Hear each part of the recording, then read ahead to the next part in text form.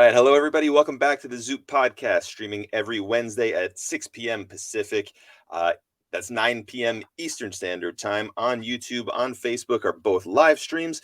They're going to live there in perpetuity. Always come back and check us out at We Are Zoop on YouTube, on Facebook. If you like the audio version of this, you can find us on Spotify, on iTunes. Please go check those out. Leave us some nice comments, ratings. It all helps out.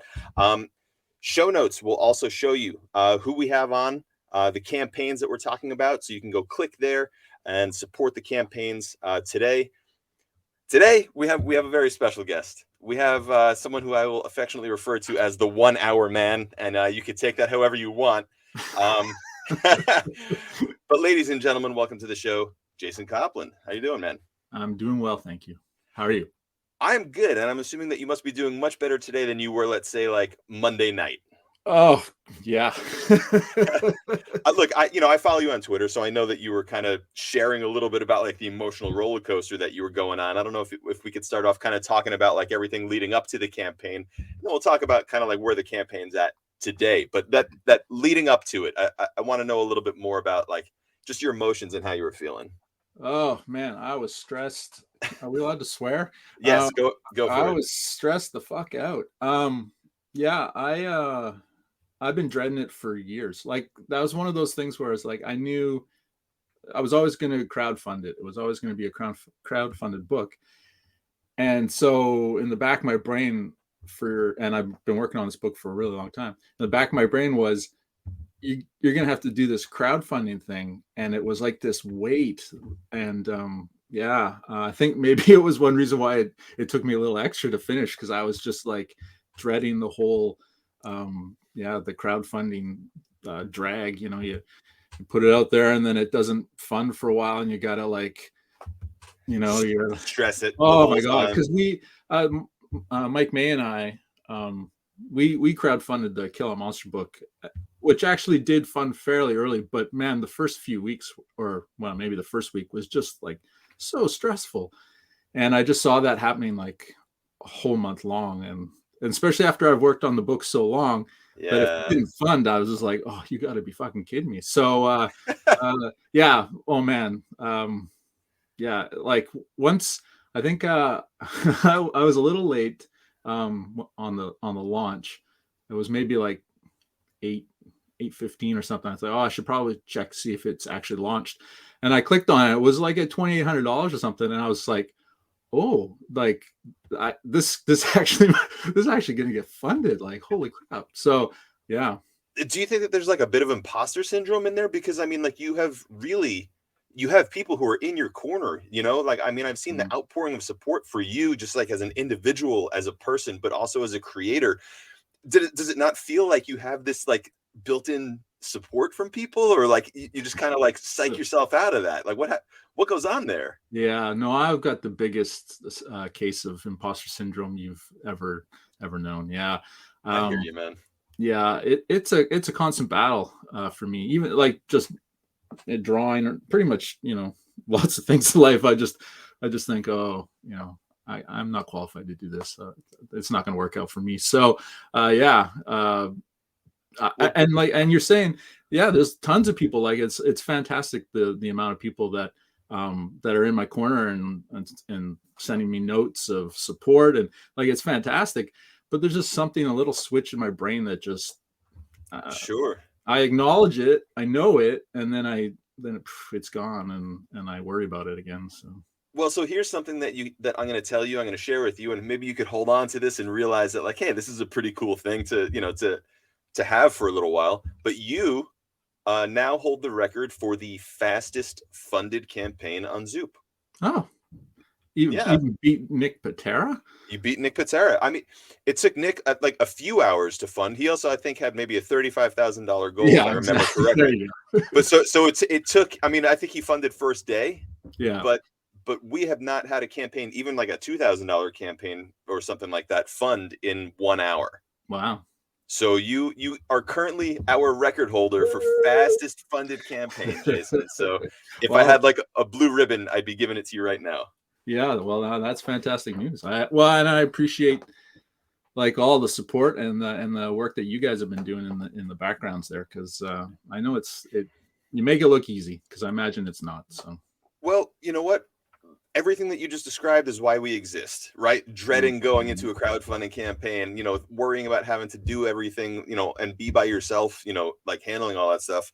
I think that's why this has been such a good fit. And look, man, we appreciate you coming to Zoop as well. I mean, look at all the eyeballs that you're getting on Zoop for us as well. We certainly recognize that and are appreciative of that, man. We're thrilled to see you doing so well. Actually, Chance, if you could pull up the campaign, and for those who are watching, you could see the link is rolling right by on the bottom of the screen here. The link will also be in the show notes of the audio podcast. So it's zoop.gg/c/full tilt. We haven't even said the name of the campaign yet. I mean, we're talking about full tilt here. Right now, this is live. We're at $31,000. We just launched this thing yesterday. Almost 400 backers, in less than 48 hours. So it should feel pretty good, man. I'm really, really happy for you. And if we can scroll down a little bit, Chance, I mean, I know all the remarked editions are already gone. I know you've sold some single page pieces of original art, some double page spreads, which are not cheap. So a lot of people are turning up big, real big for this book. Yeah, it's awesome. Yeah, man. Before I forget, we did have a question on Twitter that I made sure to save and actually like read here. So okay, yeah, we're gonna get to this one, and then I have some other questions for you too. But we'll lead off with this is Hello Berlin. It's at Hello Berlin 3 on Twitter, and they would like to know for Jason, what advice do you have for people who want to pursue their dreams in comics? And then a follow up: what's your perfect afternoon? Wow. Well, this might sound pithy, but I think that for me is having a supportive wife or a spouse. Yeah, it's huge for me. I couldn't do this without her. So for me, that would be my thing. But going beyond that, say that a partner or spouse is not an option. Oh man. Well, support system. That, I mean, that, we could kind of expand on that as a.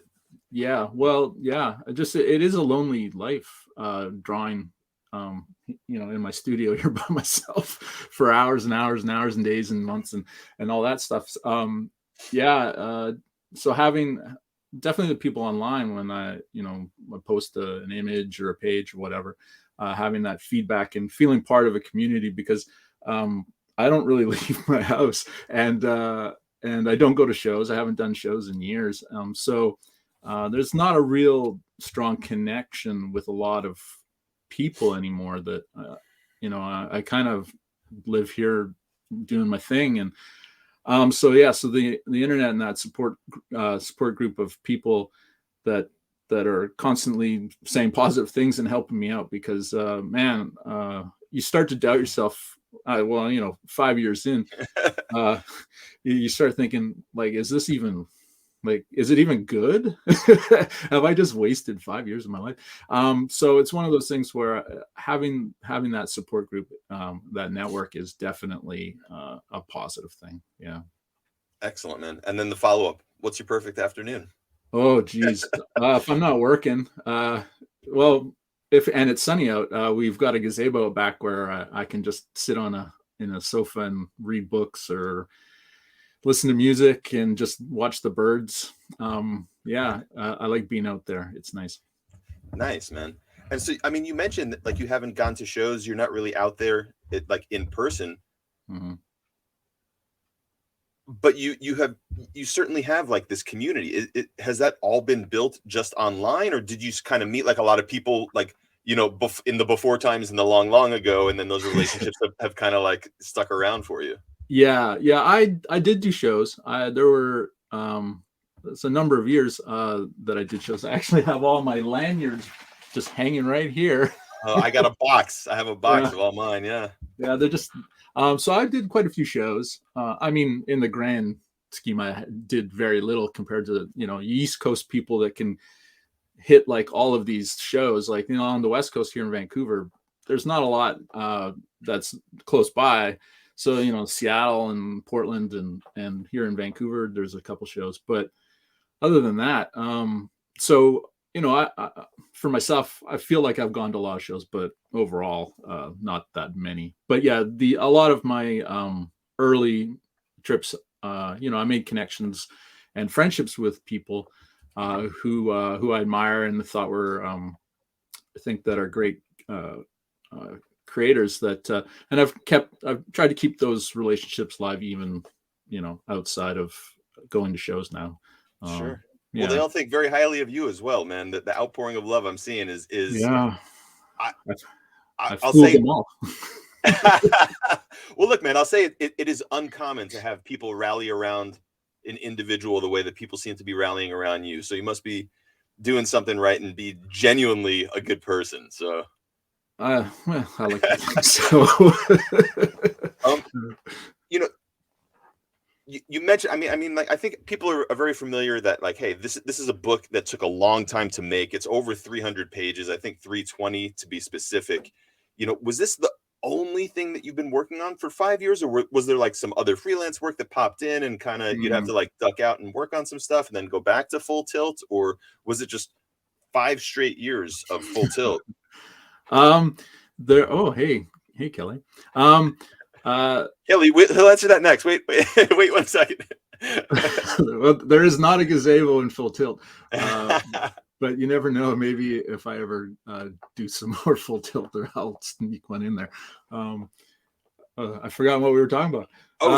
Was Full Tilt the only thing that you've been working on for the past 5 years, or was there some other work that like kind of crept in here and there? Right. Yeah. I did a few covers, and I did a fill-in issue. I did issue 3 of Kurt Pierre's Olympia. Nice. Yeah, I think Kurt threw me a bone there. I probably posted saying how broke I was, and then he offered me an issue, which was fantastic. But other than that, no, it's pretty much been me. But then that's where the supportive spouse comes in, because sure, my wife has a decent job, so it's not like we're destitute or anything. So it allows me the opportunity to focus on this work. What's that conversation like? How do you make that decision of like, hey, honey, I'm not going to make any money for a long time, so I could focus on this? She's just like, cool, man. She, I'm probably misremember this, but I actually think that she pushed me and said, it's time for you to do your own thing. Oh, wow. Because I had been talking about it, that's sort of always been the goal, I guess, in the back of my mind, was to be an artist and a writer. Most of the books that I really enjoy are writer-artist books, kind of a single vision sort of standpoint.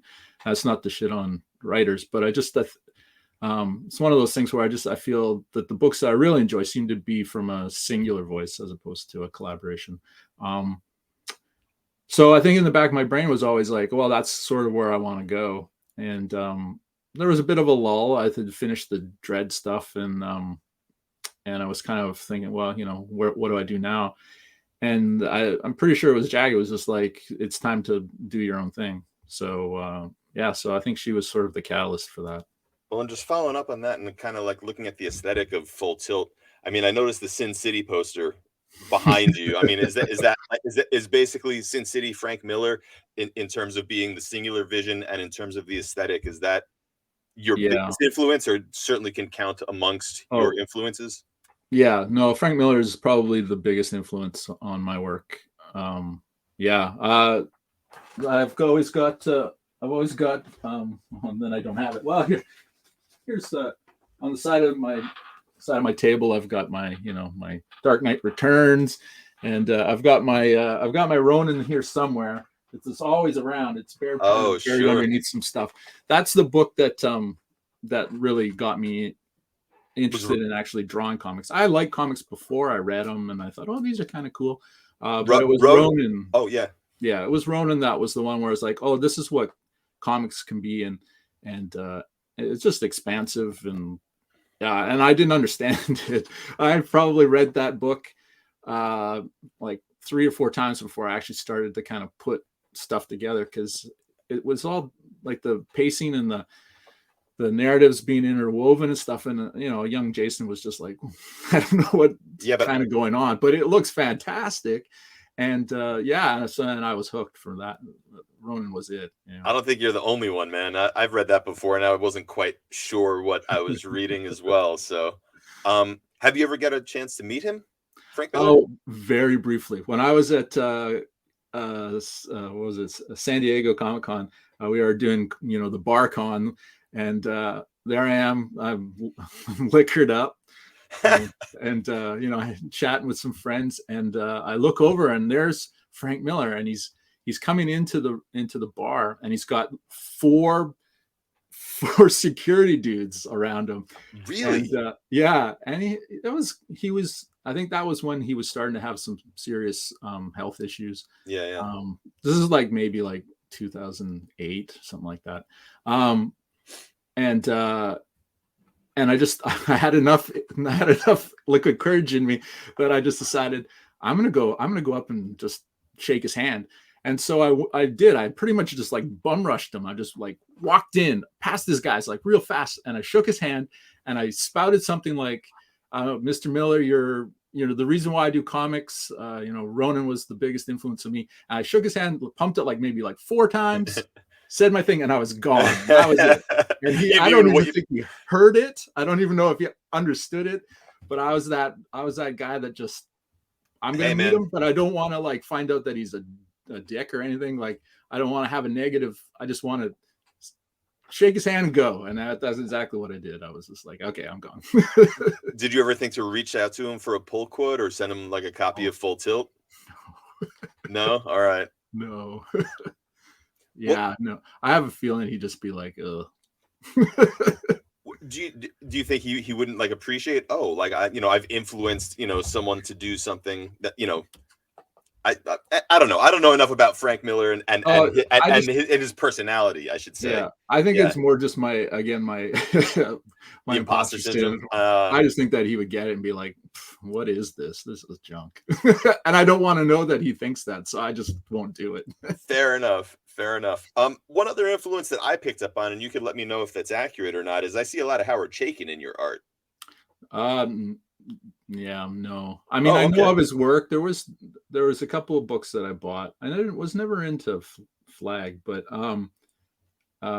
he did a thing at DC when they were doing their what was it called? It was like all the science fiction Helix.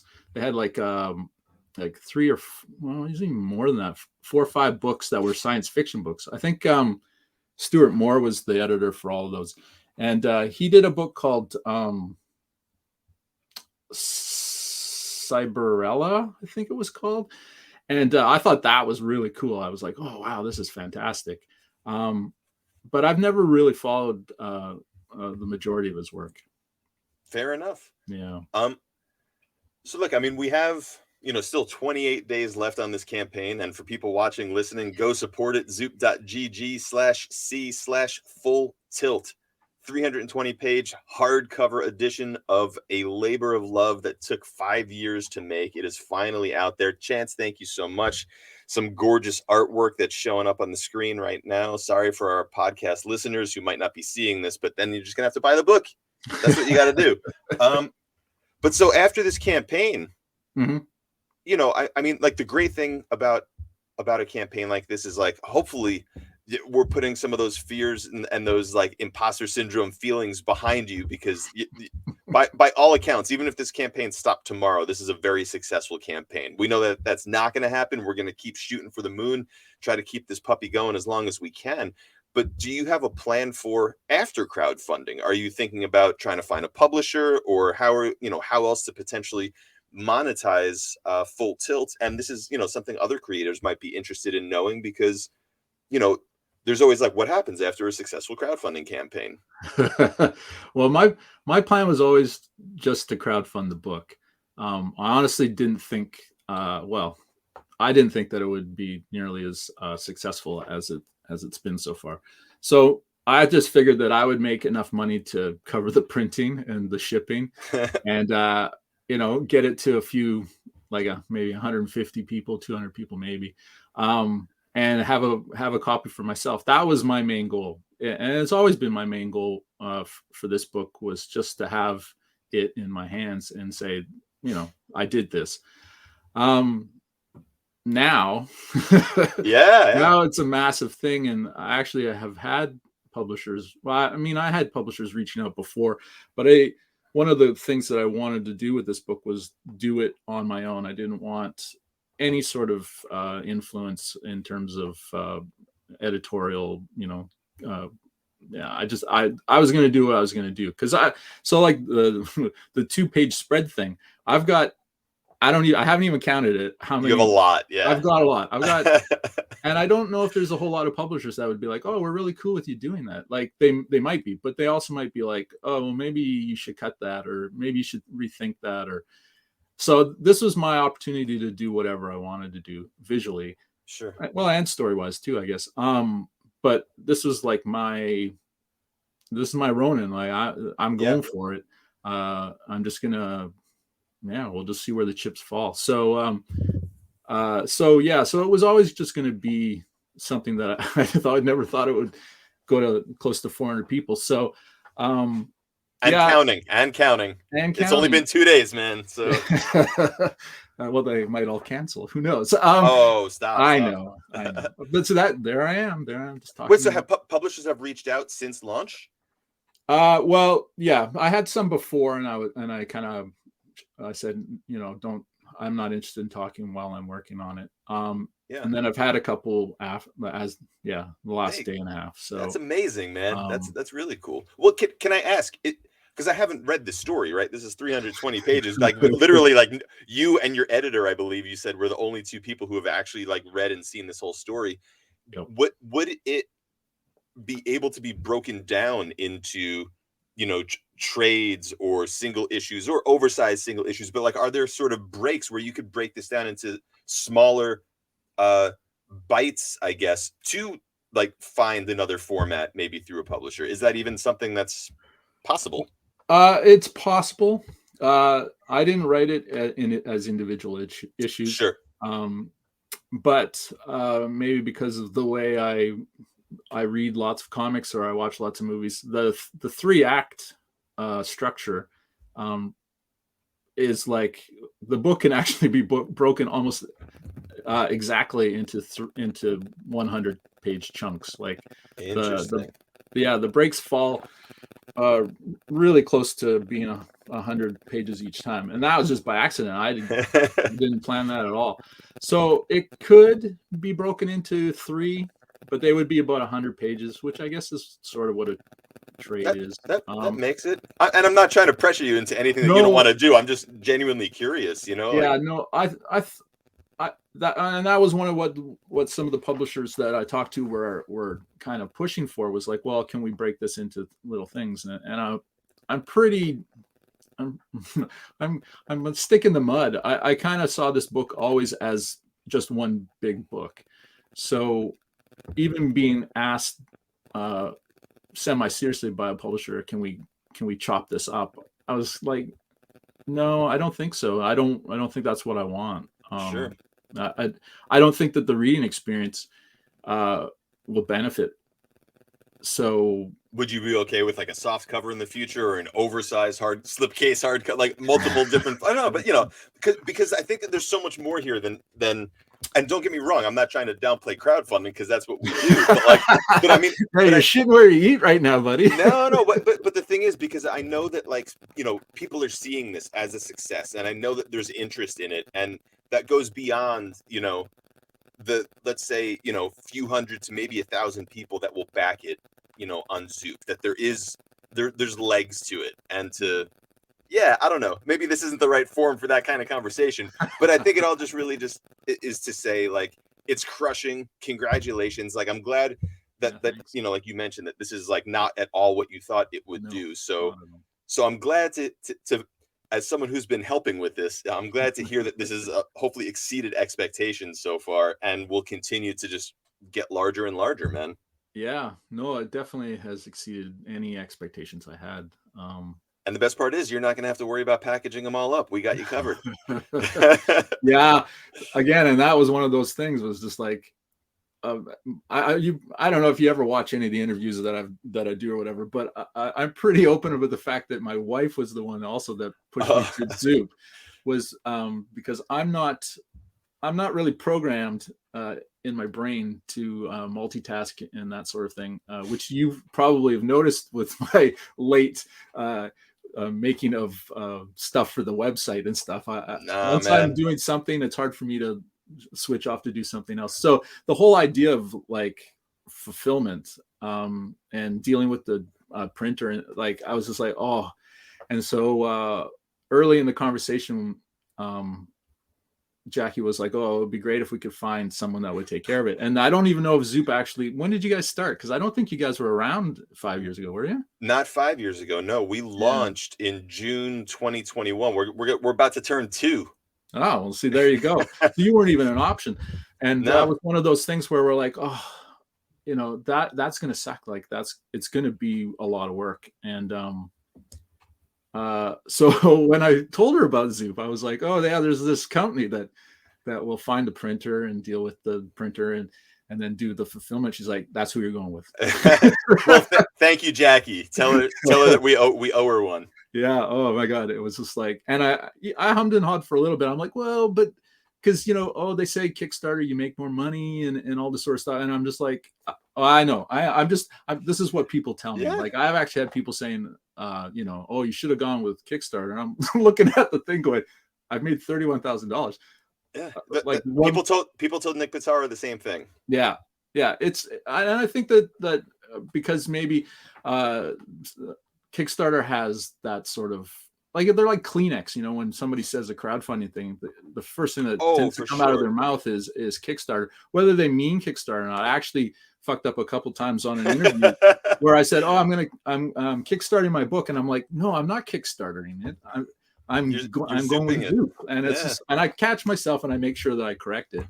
But it's just sort of like, it's like this weird, that's like, oh, hand me that Kleenex. They don't say tissue or Scott's tissue, whatever. It's just sort of this catch-all thing. And that'll change. You guys are going to change stuff. Well, campaigns like this is what helps it change. So, well, again, man, we appreciate you as well. No, yeah. And I'm buttering you up because I have sort of a shitty question to ask. Which is it honestly, like I'm debating whether or not to even ask it, just because, like, I know you're riding this high. You just finished Full Tilt, and my question is, have you given any thought to what's next? Well, I feel terrible asking it, but it's fine. So Michael and I are going to do more Kill Monsters. So Michael May has actually been very patient and waiting in the wings. I thought that I was going to finish this book probably, in the ash can. I said that the book was going to be done in crowdfunding in the fall of, or was it the winter of 2019? So, but then that was back when the book was about 120 pages in my brain, and then it just kept expanding, getting bigger and bigger. But there was a point where I was like, oh, Mike, I think I should be ready to go in the winter of 21. So maybe start writing it. And he's like, yeah, okay. And so then he wrote an entire script like this, and not just like a 30-page comic, like we're talking like a trade sort of thing. And so he wrote it, and then that it's taken me 2 more years man. But yeah, once this is off my plate, once I've done all the commissions and I've done all the drawings for the books, the remarking stuff, then I can shift over to Full Tilt, or sorry, to I can't even get it out of my brain. It's been there for 5 years. Yeah, man. I'll be on to Kill All Monsters. And so I don't know. Actually, I haven't read the script. I have no idea how long it is, because I love Mike and I trust him fully, and we'll just go with whatever he wrote. So we'll do that, and then while I'm doing that, I'm kicking over ideas for my next book, which would be just me. I'm going to write it and draw it again. So awesome. My pattern is sort of like, and I haven't told Mike this, but my pattern is going to sort of be do a solo book, do some Kill All Monsters, Yep. do a solo book, do some Kill All Monsters, and just kind of back and forth, so that it gives me enough time to formulate new ideas for stuff while also making kick-ass giant robot versus giant monster books. So so to me, that seems like the perfect kind of balance, back and forth sort of thing. That's awesome. We are sort of coming towards the end of our time here together, just for the interview, not for the campaign. But but the thing, and I realize, like, and we haven't even really discussed like what the book is about, but I know you've done like tons of other podcasts. I'm sure that you've answered that question multiple times. Yeah. We don't have to go into, a whole explanation. Like, if people are interested, check out the link. Again, it's in the show notes of the podcast. It's right here, going along the bottom of the screen. There's a QR code. If you have your phone, you're watching on your computer, just click that QR code, go straight to the campaign page, and you could see the synopsis, the description. You're going to get like a feel for like what this story is. You're going to see some of the artwork. Go check it out. This is a very, very hyped up book, man. Jason, I'm really, really happy for you. But I love seeing on the screen right now, Full Tilt is right up there on the screen, and then right behind you is Sin City, and just that black and white with the red, striking red. Yeah, very similar. I want a shout out to Tim Daniel, who he designed the Full Tilt logo. He did all the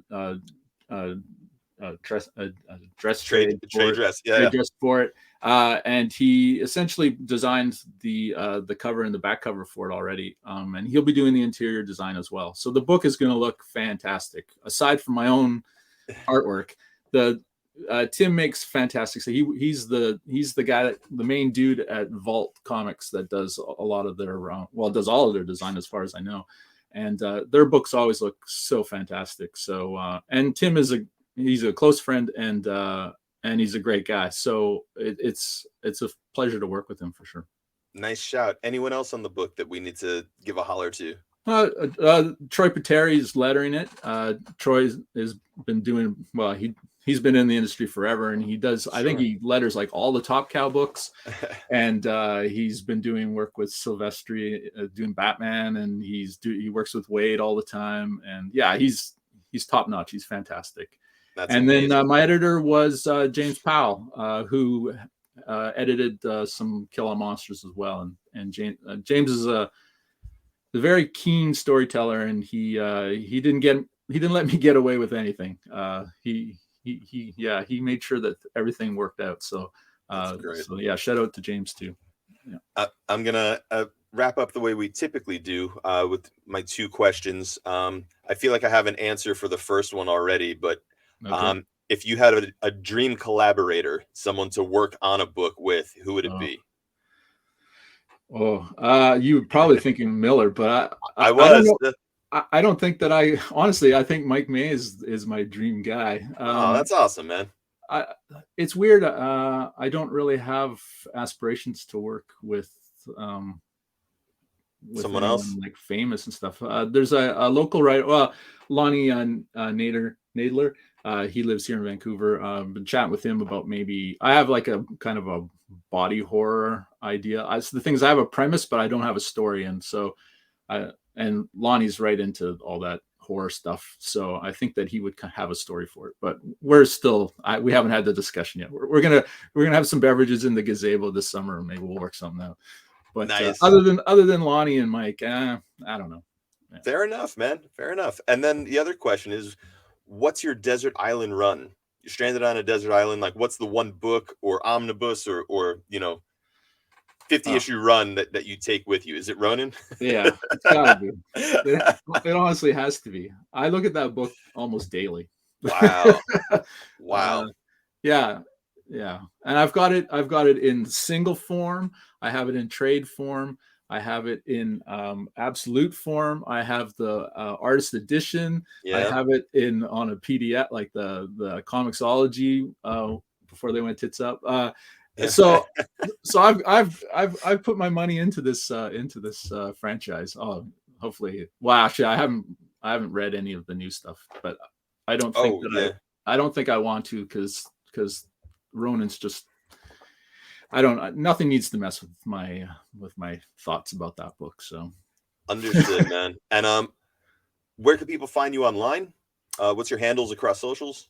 Oh, I'm at Jason Copland everywhere. That's my thing. And jasoncopland.com. Yeah, without the E, because I called you Jason Copland because I didn't realize that it was Copland. I'm sorry about that. I've stopped correcting people over the years. I'm just like, whatever, it doesn't matter. Gotcha. So Jason Copland, but it's Copland. Yeah. Gotcha. Yeah. I don't know. Someone in my ancestry, when they came over from Ireland to Scotland or something, they didn't know how to spell or something. So. Yeah, no, I know there's all those stories, Ellis Island, that they just like wrote the officers there just wrote down whatever they heard, they scribbling whatever, so they could have missed the E, and then all of a sudden it's Copland, but still Copland.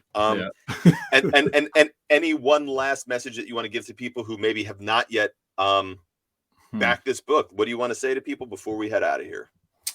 Oh man, you're missing out. It's going to be a fantastic book, and it's not only is the story and the art fantastic, but I think that it as an object, oversized, hardcover, and the cover by Tim it's going to be a beautiful looking book. So, and I mean, I know that we started off this wow, I was gonna say campaign, this podcast, I think we were like 31-1. We are now at 31-2, so 387 backers, well on our way to 400 and then some. This is going to be an exciting one to watch, Jason. I'm really happy for you, wishing you all the best, all the successes that we could bring your way. Thank you for your time today. I know you have tons of other podcasts to be doing, so appreciate your time. Good talking with you, bud. Yeah, man, thanks so much. Chance, you could take us out, man.